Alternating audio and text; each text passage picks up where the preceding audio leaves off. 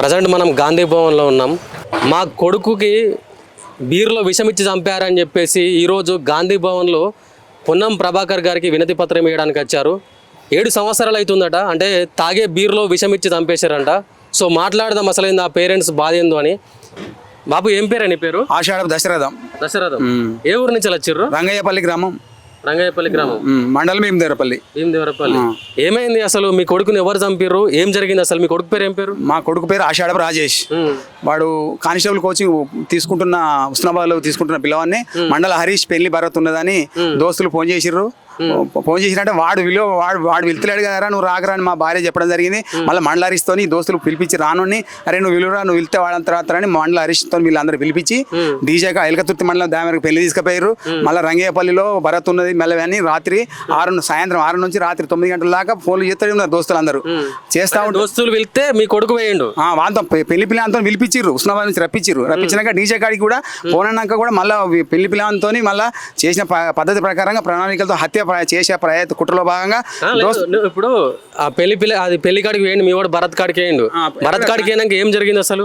ఏం జరిగిందంటే వాళ్ళు అక్కడ పక్క ప్లాన్ తో ప్రకారంగా కింగ్ ఫిషర్ అనే బీర్లో విషం పోసి సంఘటన వాళ్ళు చేసుకున్న ప్లాన్ ప్రకారం చేసిరు. అట్లా చేసిన తర్వాత ఈ డీజే అదునుగా డీజే సౌండ్ వాళ్ళ సృష్టిస్తామని వాళ్ళు ఎన్నుకున్న ఈ రాజకీయ నాయకులు ఎవరైతే ఉన్నారో జిమ్మల భీమిరెడ్డి సర్పంచ్, మా బావ హుస్నాబాద్ హోంగార్డు, నేను వాళ్ళని నమ్మిన కాలు మొక్కిన. ఇప్పుడు మీ కొడుకు విషం ఇచ్చారని మీరు అంటున్నారు. చనిపోయిన తర్వాత ఏం జరిగింది అసలు? అంటే ఇప్పుడు వాళ్ళేమో డీజే చప్పుడు చనిపోయినా అని వాళ్ళు అంటున్నారు, మీరేమో విషం ఇచ్చిరని చెప్పేసి అంటున్నారు. ఏం జరిగింది చనిపోయిన తర్వాత అసలు? చనిపోయిన తర్వాత ఆర్ఎంపీ ఇంటికాడ వాళ్ళ ప్లాన్ తో ప్రకారంగా 5 నిమిషాల్లో చనిపోయాడు అబ్బాయి. చనిపోయిన నాకు పక్క పన్న మామిడాల ఈ వెంకటస్వామి అనే వ్యక్తి నాకు ఇంటికి వచ్చి లేపచ్చిండు. ఇప్పుడు 2 గంటల తర్వాత వీళ్ళంతా కలిసి గుద్దిర్రు, ఉండేపోవడం అనుకోవాలని సృష్టించినట్టు గుద్దిరట. నూరుసలత్త అంటే అక్కడ బావి జిమ్మల లింగారెడ్డి వ్యవసాయ బావి ఉన్నది, ఆడ హౌస్ ఉన్నది, అందులో ముంచిరట కడిగిరు. నూరుసలత్త అంటే ఏర్పడకుండా ఉండాలి ఆర్ఎంపీ పడేసి ఉరికిరిగా. మరి ఇంటికి తీసుకుపోయిన వినోద్ గాడు నాకెందుకు చెప్పక పరారైరు వీళ్ళంతా కంచెలి అంటే వీళ్ళు హత్యలో భాగంగానే ఇవన్నీ కుట్రలు చేసిరు డీజే సౌండ్ వల్ల. లేదు, వాళ్ళు మీ కొడుకుని చంపాల్సిన అవసరం ఏముంది అసలు? అంత మునుపు ర్యాగింగ్ పాల్పడ్డారు. ఒక నవీన్ అంటాడు బాగా మాకు పాల్పడ్డాడు, ఎవడు గొంగల నవీన్ అనేటోడు పాల్పడ్డారు. తర్వాత మండల హరీష్ కూడా పెళ్లి పొరడు కూడా మామని బెదిరించేది. బైక్ నవీన్ 2-3 అలా ఇంకో మామిడి హరికృష్ణ వీళ్ళంతా వెహికల్ చేస్తులు చేసుకుంటే మామని ఊక హేళన చేసేది. ఎందుకు అంటే మీ కొడుకుని ఎందుకు టార్గెట్ చేసేవారు? అంటే మీ కొడుకు ఏమన్నా వాళ్ళతోని నెగిటివ్ ఉండేవాడా? నెగిటివ్ ఎంత కలిసిమెలిసి ఉండే కానీ కాకపోతే ఊళ్ళో గ్రామాలలో రచ్చబండ లాంటి గద్దెలు ఉంటాయి. ఆ గద్దెల కాడి వీడు ఊకపోవడం, వాళ్ళు టచ్ఫోన్లు కొనియడం, వాళ్ళ నాన్నలు వాళ్ళు డబ్బు ఉన్న వాళ్ళు మీ డబ్బులు లేని సెల్ కూడా కొనియలే. మీ బాబు సెల్ కూడా కొనిరా అనుకుంటే వాడిని ఊకే హేళన చేసేది, చెడ్డీలు ఇచ్చేది, ర్యాగింగ్ చేసేది. నిద్ర లేకపోతే ఎందుకు నిద్ర ఎత్తలేవురా, మాతో ఎందుకు రావురా అని ఆడి గొంతు పెట్టి ఆ ఆడపిల్లతో పిలిపించినట్టుగా ఆడపిల్ల గొంతు పెట్టి నా ఎక్కిల్ చేష్టలు మాట్లాడిపించేది. దోస్తు పోకున్నా కూడా మామని నవీన్ అనేటోడు ఈ విధానికి చేరుతా అంటే ఇక పాత పగలు ఉన్నాయని మేము అనుకున్న పద్ధతులు కాదు. నేను ఒకసారి తిడితే వాళ్ళు అయ్యాలి తప్పైందన్నారు, మళ్ళీ మాట్లాడతారు. నమ్మిపోయినందుకు ఈ సంఘటన జరిగింది. అంటే మీకు ఎట్లా తెలిసింది అసలు మీ కొడుకు విషం ఇచ్చి చంపారని? పోస్ట్ మార్టం చేయించిన నేను మా బావ పోస్ట్ మార్టం చేయించద్రా, వాళ్ళు 10 మంది ఉన్నారా, నువ్వు పోస్ట్ మార్టం చేయించాక అన్నాడు. అరే ఈయన ఎందుకంటే నాకు బాగా వచ్చింది. నేను హుజరాబాద్లో అప్పుడు కేసీఆర్ రైతు బంధు ఓపెన్ అవుతుంది హుజరాబాద్, ఆయన ముఖ్యమంత్రి వర్యులు ఆ రోజు రావడం జరిగింది. అదే రోజు నాడు ఒకటే బాడీ పోస్ట్ మార్టం. ఆ రోజు నేను పోస్ట్ మార్టం చేస్తే అనుమానం అవుతుందని. మీ బావ ఎందుకు ప్రత్యేకంగా పోస్ట్ మార్టం చేయించదని చెప్పేసి అన్నాడు? వాళ్ళకు రాత్రి చనిపోయిన తర్వాత రాత్రి 12 గంటలకే వస్తున్నామని వచ్చి నేను ఫోన్ చేస్తే ఇక సర్పంచ్ భీమిరెడ్డి డైరెక్షన్ ప్రకారంగా మా బావను కట్టుకున్నారు. బీర్ సీసాలు తాగిన బీర్ సీసాలు మాయం చేయించాడు భీమిరెడ్డి, మాయం చేయించాడు. మా బావను కట్టుకున్నారు. నువ్వు చెప్తే పిన్ అడేస్తారా మరి బైక్ నవీన్ ఇంటికాడ, గొంగల నవీన్ ఇంటికాడ, మండల హరీష్ వీళ్ళు 3 ఇళ్ళలో ఇచ్చి ఆ ఇల్లు అలవెడతాడేమో అని అనుకొని వాళ్ళు మొదలే బాగా కుట్రలో భాగంగా బీర్ సీసాలు మాయం చేయించారు. తాగిన బీర్ సీసాలు ఉండాలి కదా సార్, మరి ఎందుకు ఉండని పరిస్థితి అయింది? డిజైన్ ఎందుకు పెట్టించారు? ఇక తన కొడుకు నా కొడుకు అనుకోండి, ఇక పిటిషన్ తన కొడుకు నేను రాస్తానా, కొంత దాకా నా కొడుకు ఉన్నది, ఇక తన కొడుకు నా కొడుకు అని నేను రాస్తానా. ఇక నా మూలకు నా సంతకం తీసుకున్నారు ఏఎస్ఐ మురళి, మా బావ హోంగార్డు. లేదు మరి మీకు అన్ని తెలుసు, మీ కొడుకు విషమిచ్చి చంపారని మీకు అనుమానం ఉండే ప్రజెంట్ ఫస్ట్ నుంచే, మరి మీరు సంతకం ఎట్లా పెట్టారు? అయితే నాకు అసలు పోలీస్ స్టేషన్ ఎట్లా ఎక్కువ అంటే నాకు తెలియదు సార్. అప్పుడు మా బావ ఎలాంటి సమస్య వచ్చినా మా బావే మా గ్రామంలో మా కుమరోళ్ళు మా కుమరిలలో మా ఏ లొల్లి వచ్చినా ఏ సమస్య వచ్చినా పోలీస్ స్టేషన్ విషయం చూసుకునేది. మరి కొన్ని అవసరం ఉంటాయిరా, కాగితం మీద సంతకం పెట్టరా అన్నాడు మా బావ. నన్ను సంతకం పెట్టరా అంటే ఈ మూలకి ఎందుకు పెడుతున్నావు అని అన్న. సప్పుడు చేయలేదు వీళ్ళంతా. కానీ కత్తెరలో పోస్ట్ మార్టం కాడి అవసరం ఉంటుందిరా, నువ్వు సంతకం పెడతా అవి తెస్తాం వస్తువులు అని నన్ను నమ్మించారు. నమ్మితే నేను పుస్తకం పెట్టినా అనుమానం ఉన్నదని నేను పెట్టిన పిటిషన్ లేదు. మా బావ మళ్ళీ ఫోటో తీసుకున్నాడు సెల్లులా. మేము అప్పుడు ఎవరో మా చుట్టపల్లం కూడా నమ్మిన మా అత్తగారు వంగర కొంతమంది కొత్తపల్లి గ్రామస్తులు, మా బంధువులు కట్టుకూరు గ్రామస్తులు, బొమ్మనపల్లి గ్రామస్తులు, చిగురుమాడి మండలి మా బంధువులంతా నమ్మిరు ఆయనను. ఎందుకంటే ఇప్పుడు చనిపోయి ఎన్ని సంవత్సరాలు అవుతుంది? 7 సంవత్సరాలు అయింది. 7 సంవత్సరాల నుంచే మీరు తిరుగుతూనే ఉన్నారు.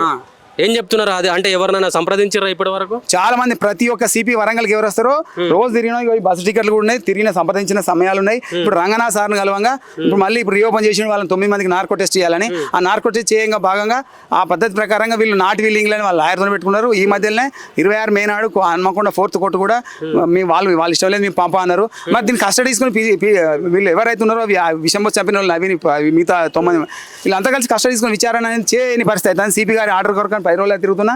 ఇక ఇప్పుడు నిన్న మొన్న దాకా కూడా వరంగల్ సిపి అమ్మా ఇవన్నీ బస్ టికెట్లా? 7 ఏళ్ళు తిరిగినా సార్, 7 సంవత్సరాల నుంచి వెళ్ళి బస్ టికెట్ ఇవన్నీ జమ చేసారా? జమ చేసినా సార్. ఇక మంగళ పురుష ముందు మేము ధర్నా చేసినప్పుడు ఇవన్నీ ఈ విధంగా 84 రోజు ఇగో చూడొచ్చు. అంటే ప్రతిరోజు తన కొడుకుకి న్యాయం జరగాలని చెప్పేసి ప్రతిరోజు అంటే లెక్క పెట్టుకుంటాం మరి 84వ రోజు 74వ రోజు అని అంటూ ప్రతిరోజు తన కొడుకు న్యాయం జరగాలని చెప్పేసి వంగర పోలీస్ స్టేషన్ ముందే ఒక ఫోటో ఉంది. చెప్పండి అమ్మ, అసలు ఏమింది మీ కొడుకు ఎట్లా ఉండేవాడు అసలు? మా కొడుకు మంచిగా సిన్సియర్గా ఇంట్లో ఉండేటోడు సార్. మంచిగా నాతోటి బయకడి పని ఇంట్లో పని కూడా ఏదైనా చేసుకుంటే మంచిగా ఉండేటోని. ఇంటికి వచ్చి బండి మీద వచ్చి బైక్ వినోద్ తీసుకుపోయి భరత్ కాడికి రారా అని తీసుకుపోయిండు. బీర్లా విషం ఇచ్చిర్రు, చంపేసిర్రు. ఇక నమ్మి తాగిండు మా కొడుకు.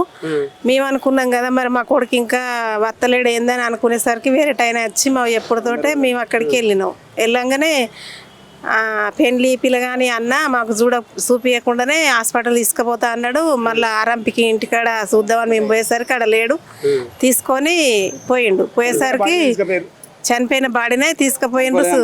సుధాకర్ హాస్పిటల్కు తీసుకుపోవడంతోటే సారు జరిగిపోయిండని సార్ చెప్పినాక ఇక ఆ నుండి మళ్ళీ ఎంజిఎంకు తీసుకుపోని రమ్మని ఆయన అన్నాడు. అంటే మధ్య మార్గాన్ని పోయినాం. ఇక అక్కడికే ఎంజిఎం నుండి సార్లు వచ్చి జరిగిపోయిండ్రని ఆయన చెప్పడంతో వెనుక మరి ఇంటికి తీసుకొచ్చుకున్నాం సార్. సో ఇప్పుడు అంటే విషప్రయోగం చేసిరని పోస్ట్ మార్టం రిపోర్ట్లో బయటపడ్డది. బయటపడ్డ తర్వాత పోలీసులు ఎటువంటి చర్యలు తీసుకున్నారు? అసలు ఏం తీసుకోలేదు, ఎలాంటి ఏం తీసుకోలేదు సార్. ఇక నేను 2021లో కూడా పిఎస్ ముందు కూడా న్యాయం జరగడం కొరకు 2021లో కూడా పిఎస్ ఎదుట ఆందోళన చేసిన. 2021లో ఇప్పుడు గంజి స్వప్న ఉండే వాళ్ళకు సస్పెక్ట్గా ఉన్నారు అంట. కేసు అనే విషయం 700 పేజీలు సార్. వీళ్ళని పొట్టు కొట్టిండు, కానీ కస్టడీకి పిటిషన్ పెట్టిన పరిస్థితి అయింది. ఈ కస్టడీ పిటిషన్ పెట్టాక పాలిగ్రాఫ్లో పక్క పడేసారు. తప్పుదో చేసారని రంగనాథ్ సారే స్వయంగా ఒప్పుకున్నాడు. ఇది 2021లో ధర్నా చేసిన. ఇక పెండింగ్ కేసులు పరిష్కరించాలని నాటి డిఐజీ ప్రమోద్ కుమార్ చెప్పినా కూడా పోలీసు వాళ్ళు ఇవన్నీ పరిస్థితి ఎస్ఐసి ఆగడాలు బాగా అవుతున్నాయి. అంటే ఇప్పుడు ప్రజెంట్ ఎస్ఐ ఎవరు ఉన్నారు? ఇప్పుడు ఎస్ఐ దృష్టికి మీరు తీసుకెళ్ళాము. సిపి గారు సంప్రీతి గారు చెప్తే ఇప్పుడు ఈ సైబర్ నుంచి అక్కడికి ఏసీపీ కాల్సిపేట ట్రాన్స్ఫర్ అయ్యిండు. ఇప్పుడు ఆయన పింగిలి ప్రశాంత్ రెడ్డి 2 నెలలకి 23 ఏప్రిల్ నాడు కూడా ఆదేశాలు జారీ చేశారు సిపి గారు. మీరు ఎఫ్ఎస్ఎల్ ఎప్పుడు వచ్చిందో దాని ప్రకారం బేస్ చేసుకొని దర్యాప్తు స్టార్ట్ చేయమని చెప్పిండు. ఇప్పుడు మంచి సార్ ఉన్నాడు ఇప్పుడు సిపి సారు.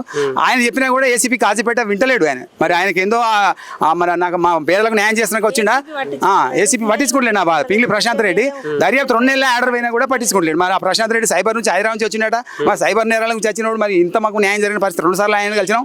ఇగో ఏసీపీ కలిసిన టైం కూడా ఉన్నది. ఇగో 3వ తారీఖు 6 నెలలు కూడా నేను ఇవ్వడం జరిగింది ఏసీపీ కాసిపేట కూడా. మా బాధ అంతా విన్నవించడం జరిగింది.